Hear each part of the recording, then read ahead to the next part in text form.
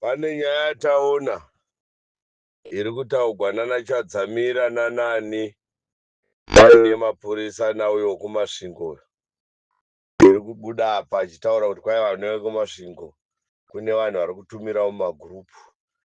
Chakatoipa chiri kuitwa naivo vakomana vekumasvingo ava kutorambidza vanhu kudhemonstreta kwavaroda kuita. Kudhemonstreta ikodzero dzemunhu. Zimbabwe haisi yekumasvingo.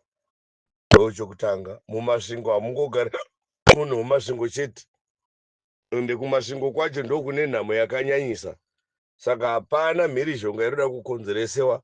Vanhu vanoda kudhemonstreta zviri peacefully, ende vanhu vanofanira kubvumikwa kudhemonstreta zviri peacefully. Zvirimo mumutemo, zvirimo mubumbiro remutemo. But vanoda kutora zano voita inge iri muhomwe mavo, kana kutora zano oisa mubhurugwa rake rekuti anoda kuudzira vanhu zvekuita. Aiwazve, vanhu vekumasvingo itobudai semubudiro uri kuita vamwe vanhu. Munangagwa haana waari kugonera. Even kumasvingo ikoko hakuna nzira. Mvura haisi kubuda mumatoireti amazvo, zvakapfachuka zvese, everything is upside down.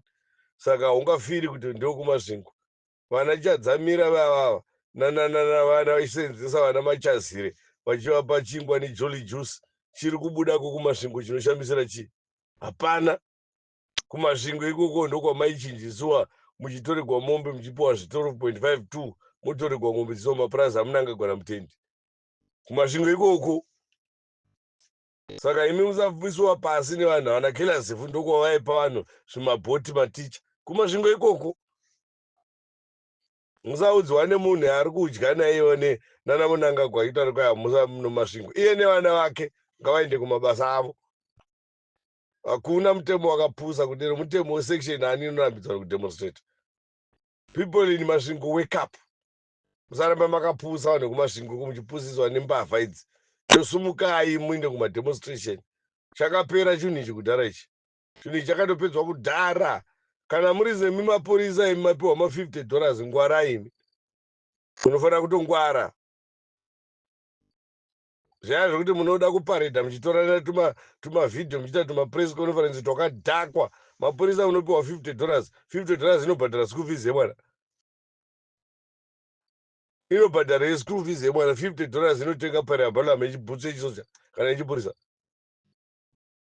Kunei kumasvingo chamunopiwa yemapurisa ekumasvingo imi? Kana mabva mainda ipapa mainda papensheni wopiwa chibhasikoro re$20 kukwana ikoko. Ivo vatora mamirioni wopiwa $50.